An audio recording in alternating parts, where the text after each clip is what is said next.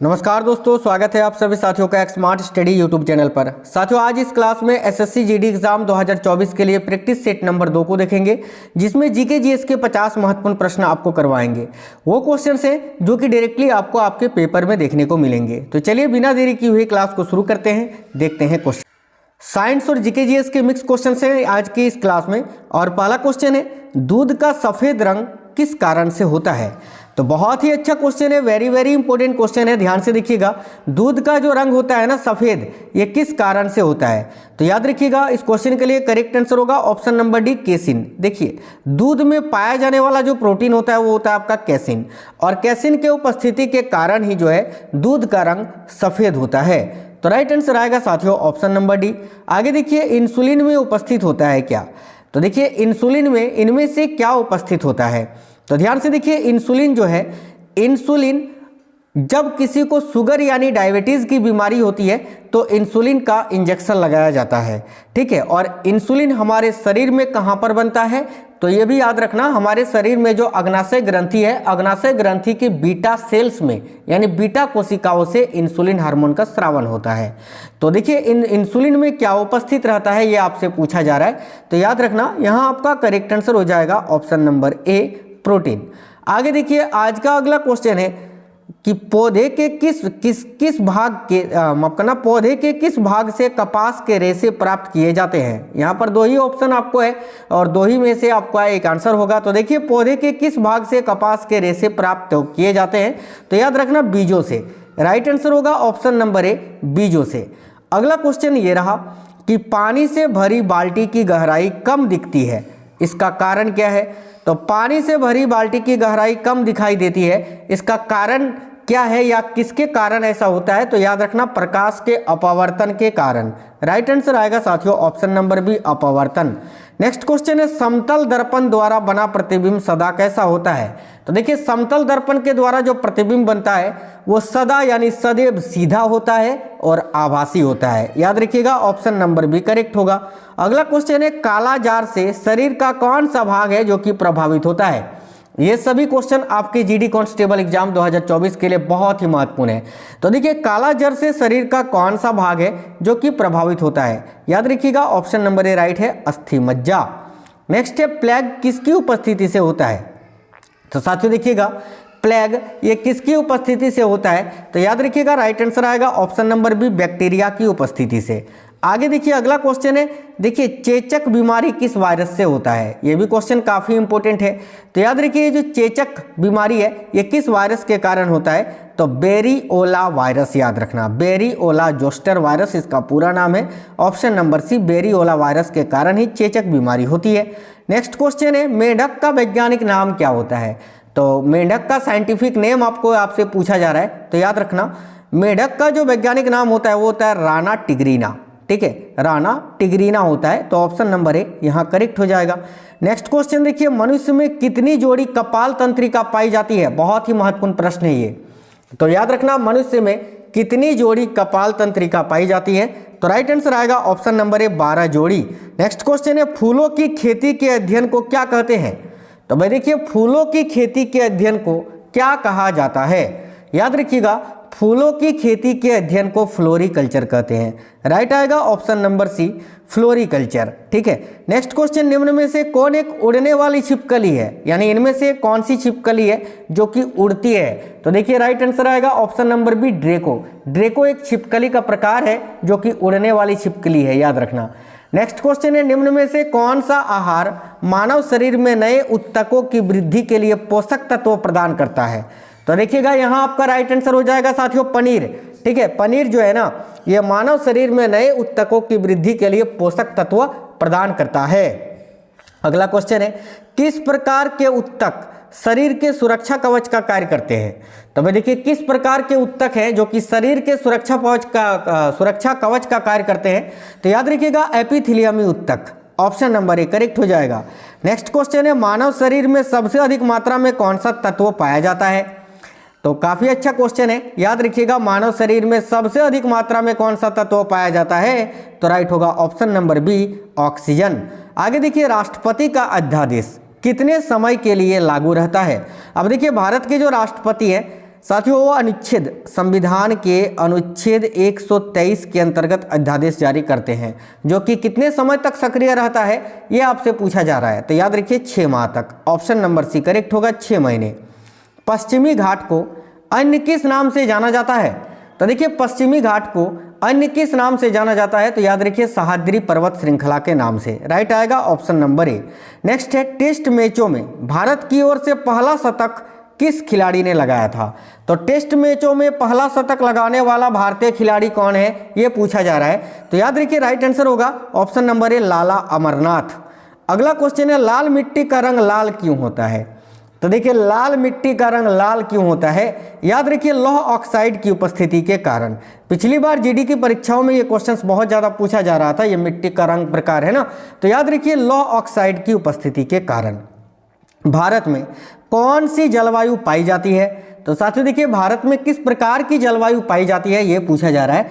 तो option number A correct होगा, उष्णकटिबंधीय मानसूनी जलवायु। आगे देखिए लोकसभा की बैठक आयोजित करने के लिए अपेक्षित गणपूर्ति कोरम क्या है? तो लोकसभा की बैठक आयोजित करने के लिए अपेक्षित गणपूर्ति कोरम जो है वो कितनी होनी चाहिए? तो 1/10 सदस्य। राइट आंसर आएगा ऑप्शन नंबर डी। आगे देखिए समुद्री जल से शुद्ध जल किस प्रक्रिया द्वारा प्राप्त किया जा सकता है? तो समुद्र के पानी में नमक होता है तो वो तो शुद्ध जल होता नहीं है।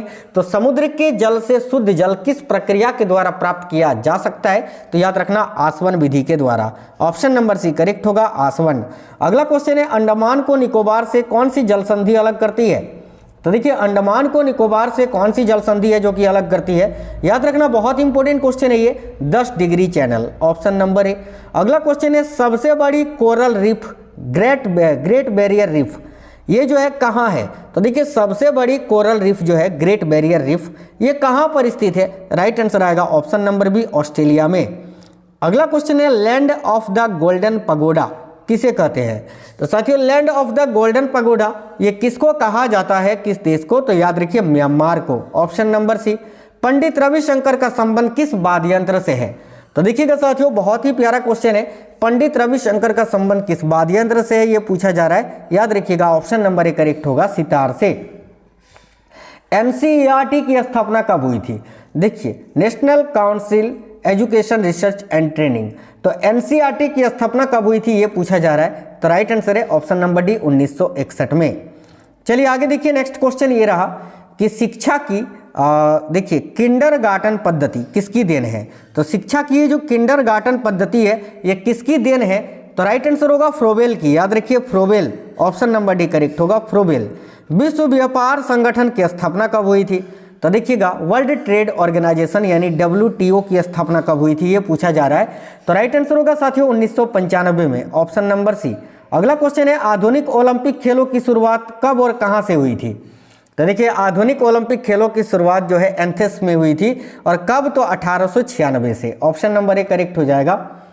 अगला क्वेश्चन है देखिए तुलसीदास कृत रामचरितमानस हिंदी भाषा की किस बोली में लिखी गई है?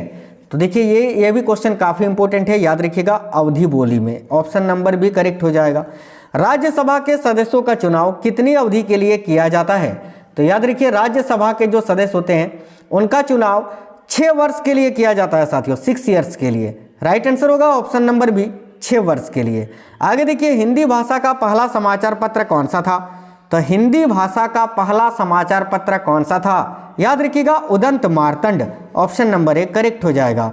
अगला भारत ने किस खेल में ओलंपिक खेलों में 8 बार स्वर्ण पदक जीता है? तो देखिए भारत ने कौन सा वो खेल है जिसमें ओलंपिक में 8 बार गोल्ड मेडल जीता है? तो याद रखिएगा हॉकी में। करेक्ट होगा ऑप्शन नंबर डी, हॉकी। अगला मानव शरीर के किस अंग द्वारा यूरिया को रक्त से फिल्टर किया जाता है? तो देखिए मानव शरीर के किस अंग के द्वारा यूरिया को रक्त से फिल्टर किया जाता है? तो गुर्दे के द्वारा। ऑप्शन नंबर ए करेक्ट होगा। भिलाई इस्पात संयंत्र का निर्माण किस देश के सहयोग से किया गया था? याद रखिएगा साथियों भिलाई इस्पात संयंत्र का निर्माण जो है वो रूस के सहयोग से किया गया था। ऑप्शन नंबर सी, रूस। अगला है विश्व में माउंट एवरेस्ट पर चढ़ने वाली प्रथम महिला कौन थी? तो पूरे विश्व में माउंट एवरेस्ट पर चढ़ने वाली प्रथम महिला जापान की जुंको तबाई थी। राइट आएगा ऑप्शन नंबर बी। चलिए आगे देखिएगा, ठीक है।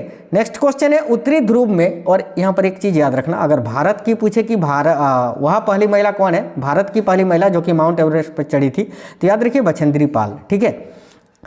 चलिए देखिए, उत्तरी ध्रुव में भारत के अनुसंधान केंद्र का नाम क्या है? तो उत्तरी ध्रुव में जो भारत का अनुसंधान केंद्र है उसका नाम पूछा है, तो याद रखिएगा हिमाद्री है। Option number C Himadri. तो देखिए अगला क्वेश्चन है, पशुओं में मिल्क फीवर बीमारी जो है ये किसकी कमी के कारण होती है? तो साथियों याद रखना, पशुओं में मिल्क फीवर बीमारी ये किसकी कमी के कारण होता है? तो याद रखिए कैल्शियम की कमी के कारण। देखिए, द्रव सभी दिशाओं में समान दाब पारित करता है, यह कथन किस नियम से संबंधित है? तो साथियों देखिए, यह नियम जो है ये पास्कल का नियम है, जो कि बताता है कि द्रव सभी दिशाओं में समान दाब पारित करता है। ठीक है, अगला क्वेश्चन है, किसने सर्वप्रथम अशोक के अभिलेखों को पढ़ा था? तो देखिए, सर्वप्रथम अशोक के अभिलेखों को किसने पढ़ा था? जेम्स प्रिंसेप ने। Option number B right answer होगा। कौन मुगल बादशाह अशिक्षित था? यानी कौन सा मुगल बादशाह है जो कि पढ़ा लिखा नहीं था? तो देखिए राइट होगा ऑप्शन नंबर सी अकबर। अगला क्वेश्चन है, सिख इतिहास में लंगर प्रथा किसने शुरू की थी? तो भाई याद रखिएगा, सिख इतिहास में लंगर प्रथा की शुरुआत किसने की थी? तो गुरु अंगद देव ने। Option number C. अगला क्वेश्चन है, किस बौद्ध भिक्षु के प्रभाव में अशोक ने बौद्ध धर्म को ग्रहण किया था? तो अशोक ने जो बौद्ध धर्म अपनाया था वो किस बौद्ध भिक्षु के नेतृत्व में आकर? तो याद रखिए Upagupta. Option number D correct होगा, उपगुप्त। अगला क्वेश्चन है, दक्षेस का मुख्यालय कहाँ स्थित है? तो देखिए, दक्षेस का मुख्यालय तो काठमांडू नेपाल में स्थित है। Option number B. और याद रखना, देखिए बिल्कुल ये क्वेश्चन आपसे पूछा ही जाता है, बहुत बार पूछा गया है। और दक्षेस में कितने सदस्य देश हैं, ये भी क्वेश्चन मैंने ऐड कर दिया है। तो देखो दक्षेस में कुल कितने सदस्य देश हैं? तो याद रखिएगा राइट आंसर होगा ऑप्शन नंबर सी 8। अच्छा, कौन कौन से देश हैं? तो देख लीजिए, एक तो भारत हो गया, नेपाल हो गया, बांग्लादेश हो गया, श्रीलंका, मालदीव, भूटान, पाकिस्तान और अफगानिस्तान। याद रखना ये सारे एशियाई देश हैं। ठीक है, अगला क्वेश्चन है, मुगल सम्राट अकबर का जन्म कहाँ हुआ था? तो देखिए, मुगल सम्राट अकबर का जन्म हुआ था कहाँ? तो अमरकोट के दुर्ग में। Option number C right answer होगा। अगला क्वेश्चन है, वर्ष 2018 का फुटबॉल विश्व कप किस देश में आयोजित हुआ था? तो देखिए, वर्ष 2018 का जो फुटबॉल का विश्व कप था ये रूस में आयोजित हुआ था साथियों। ऑप्शन नंबर बी राइट होगा, रूस में। अगला क्वेश्चन है, सबसे लंबा राष्ट्रीय राजमार्ग कौन सा है? तो देखिएगा, सबसे लंबा राष्ट्रीय राजमार्ग कौन सा है? तो याद रखिए NH44। ठीक है, जो कि साथियों श्रीनगर से कन्याकुमारी तक विस्तृत है। आज का अगला क्वेश्चन है, RBI के नए नियमों के अनुसार चेक और बैंक ड्राफ्ट की वैधता कितने समय तक होती है?